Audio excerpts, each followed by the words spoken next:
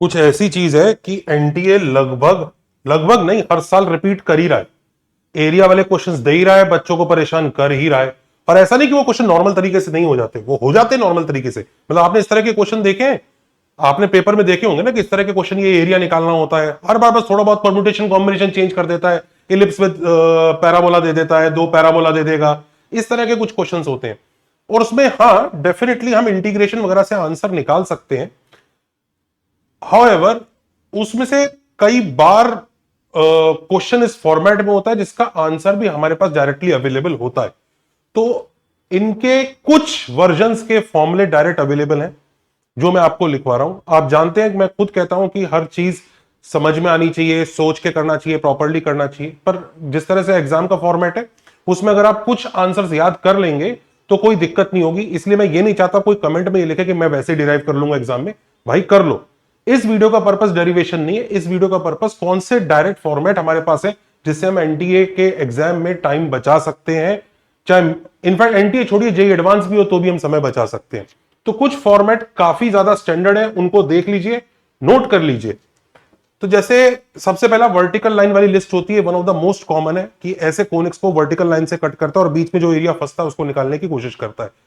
There will be some people who will say अरे ये तो मैं सॉल्व करूंगा, इंटीग्रेशन से निकाल लूंगा। Yes, okay okay, this is about learning that formula. और फॉर्मूला कोई खास मुश्किल नहीं है। Y square equal to 4x parabola है, x इक्वल टू के एक लाइन है। के अगर हमें पता लग जाए तो हम बड़े आराम से एक झटके में इस एरिया को लिख सकते हैं। इंटीग्रेशन से हो सकता है बट आप एक झटके में, एरिया इज 8/3 टाइम्स के रेस्ट पर 3/2 ए स्क्वायर। बस बेसिकली के रेस्ट पर 3/2 का फैक्टर याद रखना है। That is what this area comes out directly. इसको अच्छे से नोट कर लीजिए। इसके साथ साथ एक छोटी सी चीज और याद रखने वाली होती है कि अगर मैं यहां पे ये एक रेक्टेंगल कवर कंप्लीट कर दूं जैसे ये, तो इस वाले रेक्टेंगल का एरिया और ये वाला एरिया, नीचे वाला नहीं, ये वाला एरिया, ये वाला इस रेक्टेंगल का 2/3 होता है। पैराबोला की ये प्रॉपर्टी भी होती है that this area, this shaded area, कौन सा वाला, ऊपर वाले की बात हो रही है, ये इस रेक्टेंगल का 2/3 होगा। ये दो प्रॉपर्टीज याद रखिए, एक तो वर्टिकल लाइन से जो एरिया कटता है वो, और दूसरा ये 2/3 होता है। इनफैक्ट एक भी याद रहेगी तो दूसरा आ जाएगा, कम से कम एक याद रख लीजिए, बेनिफिट रहेगा। इसके अलावा ऐसे ही वो इलिप्स में भी कट करता है। ये इलिप्स को कट किया और ये जो एरिया आ रहा है शेडेड एरिया है, इसका आंसर बताना है। यस डेफिनेटली हम सब्स्टिट्यूट करके we can start finding point of intersection, integrate वगैरह करके काम कर सकते हैं। But let me tell you, direct answer ये आता है a b times cos inverse k plus minus k root 1 minus k square. और ये के बिटवीन 0 एंड 1 के लिए वैलिड है। तो आप समझ लीजिए कि अगर मान लीजिए इलिप्स ऐसा आ रहा है और ये है और आपको ये निकालना है ना, तो आपको कॉमन सेंस से इक्विवेलेंट फिगर इधर वाला बना के उसका आंसर लिख देना चाहिए।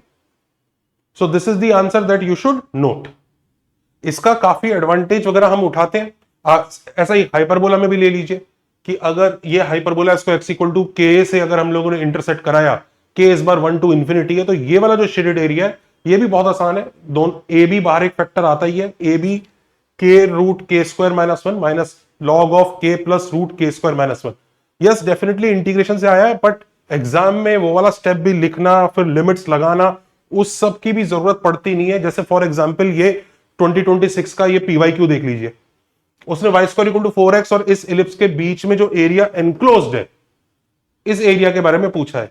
बहुत आसान है। यस मैं दोनों को सॉल्व करके पॉइंट ऑफ इंटरसेक्शन निकाल के फिर इंटीग्रेशन करके लिमिट्स लगा के आंसर निकाल सकता हूं, आई एम नॉट डिनाइंग।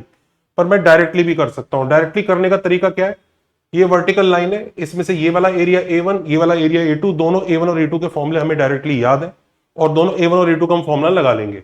तो सबसे पहले जो वर्टिकल लाइन है, ये x इक्वल टू क्या है, ये करने के लिए Y square equal to 4x वहां डालिए। Y square equal to 4x डाल के आपको x इक्वल टू 1 मिल जाता है। अब x इक्वल टू 1 के हिसाब से let's try to find A2। ये x इक्वल टू 1 लाइन है और Y square equal to 4ax में a 1 है, तो k भी 1 हो गया। तो k equal to 1, a equal to 1 substitute किया, 8/3 आ गया। और वहीं पे अगर हम इलिप्स के लिए निकालेंगे which will be A1 area, तो A1 के लिए याद रखिए AB, तो AB की वैल्यू √2 और 2√2 कॉस इनवर्स के। अब ये वाला के वो पैराबोला वाला के नहीं है, ये इलिप्स का के है। कैसे लेना होगा भाई, इसका ये वाला पॉइंट कितना आ रहा है, ये आ रहा है √2, 0, तो √2 times k is equal to x equal to 1, क्योंकि इसके लिए वो के नाम की लाइन है। ध्यान दीजिए, हमने हर बार लाइन को के लिया है, जो के लिया है हमने लाइन को, चाहे हाइपरबोला उसमें भी के लिया है लाइन को, इसलिए आंसर के की फॉर्म में आता है। इलिप्स था तब भी के लिया था, पैराबोला था तो भी के लिया था। तो ये जो लाइन है, अगर हमें के निकालना है इलिप्स का, तो 1 इज इक्वल टू √2 तो के 1/√2 आ गया, 1/√2 डाल दीजिए, ये आंसर आ गया। दोनों आंसर को ऐड कर दीजिए, पाई प्लस 2/3 आंसर आ जाता है। देयर आर मेनी क्वेश्चंस जहां पर ये हेल्प करेगा।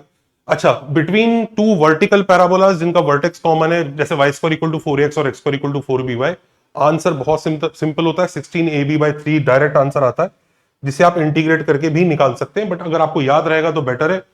2022 और 23 में डायरेक्ट क्वेश्चन भी था इसके ऊपर, तो ये पता रहेगा तो it will be beneficial for you. इसके अलावा अब इलिप्स विद इलिप्स होता है या इलिप्स विद सर्कल होता है या सर्कल विद इलिप्स होता है, वो क्वेश्चन बड़े इरिटेटिंग होते हैं। तो उसके लिए सबसे पहले डेफिनेटली आपने पॉइंट ऑफ इंटरसेक्शन निकाला, इन दोनों को सॉल्व कीजिए। मैंने दो एग्जांपल दे रखे हैं आपके सामने, दो इलिप्स हैं, इनको सॉल्व किया, पॉइंट ऑफ इंटरसेक्शन आया 1/2 और 1/3। ये पॉइंट निकालने के बाद अब हमें करना कुछ नहीं है। देखिए, हम ये वर्टिकल वाला आंसर निकाल सकते हैं और ये हॉरिजॉन्टल वाला आंसर। हॉरिजॉन्टल वाला आंसर कैसे निकालेंगे, उसका तो फॉर्मूला याद नहीं किया, कुछ नहीं, उसको घुमा के वर्टिकल की तरह ट्रीट करेंगे और उसका आंसर निकाल के, क्योंकि एरिया जो निकालना है, ओरिएंटेशन से क्या फर्क पड़ता है। तो देख लीजिए, ये वर्टिकल वाला इधर का आंसर, ये हॉरिजॉन्टल वाला ये आंसर ग्रीन।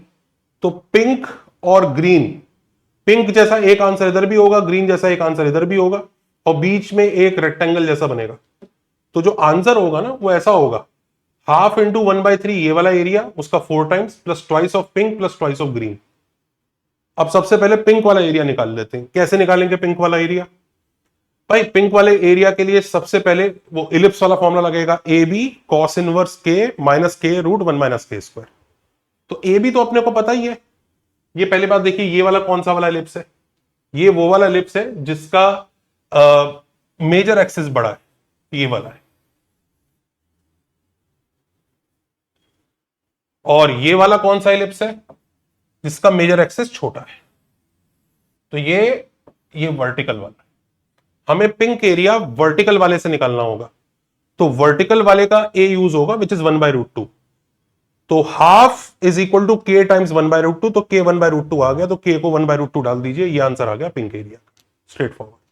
ए का आंसर 1/√2, बी का आंसर √2/3, सब्स्टिट्यूट कर दीजिए, तुरंत आ जाएगा। और वहीं पर जब हमें ग्रीन वाला आंसर निकालना है, तो ग्रीन वाला निकलेगा इस हॉरिजॉन्टल वाले इलिप्स से।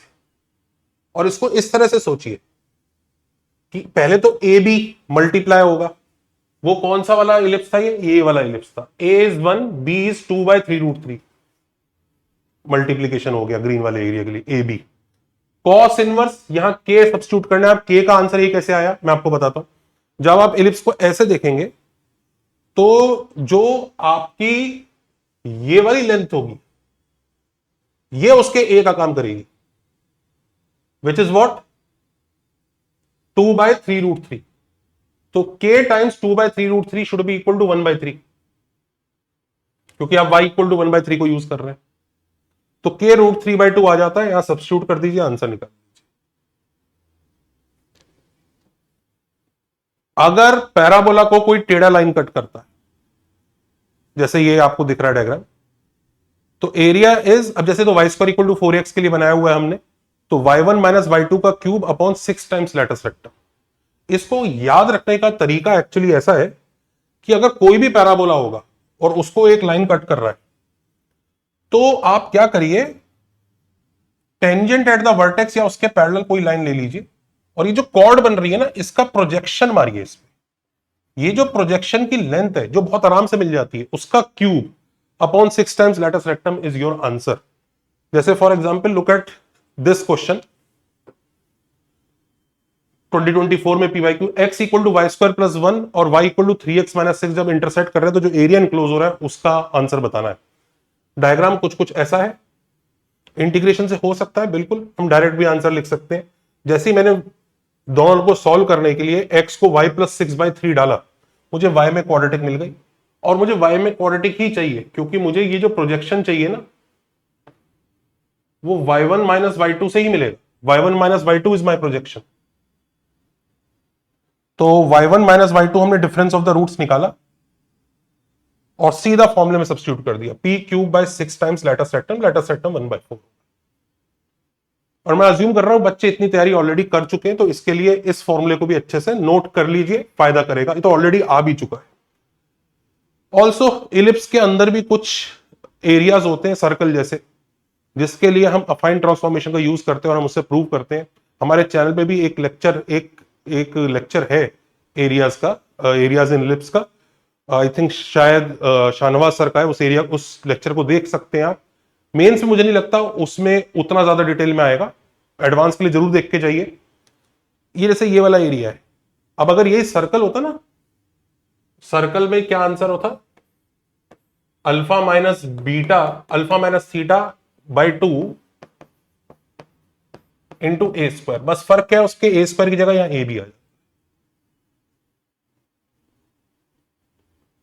और सिमिलरली एक ये वाला केस कि दो पॉइंट है पी और क्यू, थीटा और अल्फा उनके ऑक्सिलरी एंगल्स हैं, उनके एंड पॉइंट पे टेंजेंट्स बनाया, वो आर पे जाके मीट के, ये वाला एरिया। इधर भी थीटा और अल्फा ऑक्सिलरी एंगल्स ही थे, इधर भी थीटा और अल्फा ऑक्सिलरी एंगल्स ही हैं, तो a b tan alpha minus theta by 2। तो ये कुछ लिस्ट है इंपॉर्टेंट एरियाज की, जिसे मैंने सोचा एक शॉर्ट वीडियो बना के आपको लिस्ट बना के दे दूं। नोट कर लीजिए, अच्छा रहेगा, बेनिफिट रहेगा। अगर आपको फिर भी ऐसा लगता है कि नहीं नहीं नहीं मुझे नहीं करना है, मैं इंटीग्रेट करके एग्जाम में करूंगा, that is also okay. But फिर लेंदी है उस तरह का रोना धोना नहीं करिएगा। जो भी है सिंपल सी चीज है, एक बार लिस्ट बना के लिख लोगे और एक दो क्वेश्चन डिजिट्स डाल के कर लोगे तो दिमाग में रहेगा, बेनिफिट कर सकता है। Take care, bye bye.